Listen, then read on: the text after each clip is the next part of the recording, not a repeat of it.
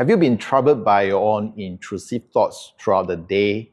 Maybe telling you to give up sometimes, telling you that you're not good enough, maybe. Sometimes all these self-criticisms that happens within us, those unwanted thoughts that we do not want throughout the day, regardless of the activities we do, those are creating so much stress sometimes. And I think it's important to understand why this happened to us. So a lot of people do not have the idea, do not have the awareness of we have the power to actually change or shift these thoughts. They may feel like a broken record that is out of our control because we do not have the understanding of it. But once you have the understanding of why all this thing happens, and you will have the ability to actually change it. Thus, I recommend you to actually just watch through the whole video to actually understand that what is this intrusive thoughts and what you can do about it. Okay, so I feel, first of all, why these thoughts happen inside us. Intrusive thoughts are actually a reflection of unprocessed thoughts. And if we were to brush them aside constantly, they kind of create a lot more resistance. It means that they will keep on popping up even more.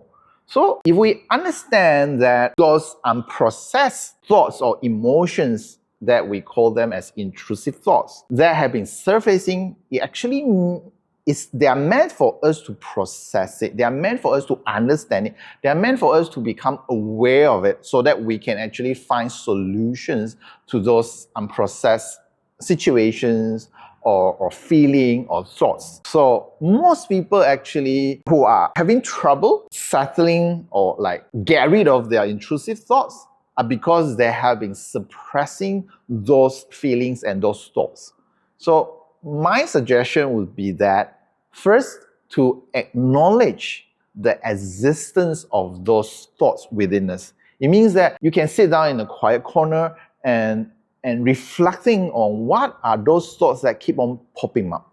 So instead of judging them, instead of criticizing yourself, just observe them from a creative space, from a more awareness space. It means, I have these thoughts about me judging myself that maybe I'm not good enough. And if you can, pen it down, write it down, just to become aware of what are those thoughts running inside you. Because once you acknowledge them, that will be like a good start to even reduce the occurrence of those intrusive thoughts. But it is still not enough for you to resolve it. And the second step, after you acknowledge the existence of your intrusive thoughts, is to process the logic or the reason or the cause that have been supporting those thoughts. It means you kind of sitting it through, and for example, you may have intrusive thoughts of I'm not good enough.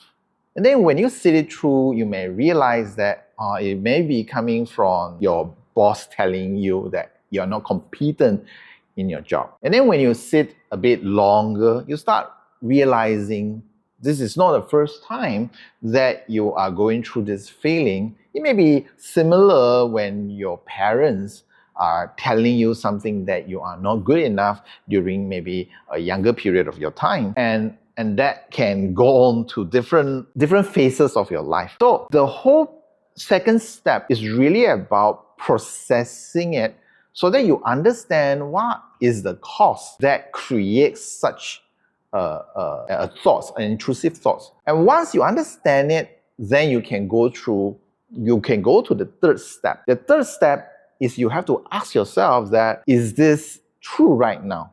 Is this belief system that you are not good enough, for example, is it still holding true after you have been through so much in your life? Without us reassessing the situation once again, without us reassessing the mindset once again, oftentimes our body system will just replicate the same situation, the same answer, the same reaction from our past. But the moment when we access the files again, the folders again in our archive of our memory, then we are actually giving ourselves an opportunity to make a new decision around that. So the last part, which is the third part, when you assess it, and it's a way, it's like giving you an opportunity to decide. The moment you start realizing that, hey, I maybe have been going through that in the past that made me feel like I'm not good enough, I'm not competent enough, and I have improved my way through my childhood up to now, then suddenly you may realize that, oh, I may not need that supporting belief anymore that is always telling me that I'm not good enough. And the moment you recognize that and you make a new decision and say, hey, dear body, it's time for me to let go of these thoughts.